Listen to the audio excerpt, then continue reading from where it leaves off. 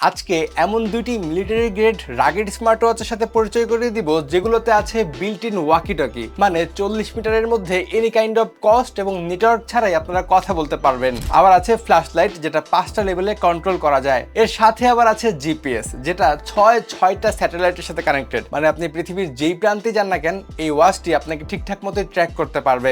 Rugged smart ওয়াচের সব থেকে ভালো দিক হচ্ছে এটা রাফ অ্যান্ড টাফ ইউজ করা যায়, আর রাফ অ্যান্ড টাফ ইউজ করলে তো পানি কাদা লাগতেই পারে।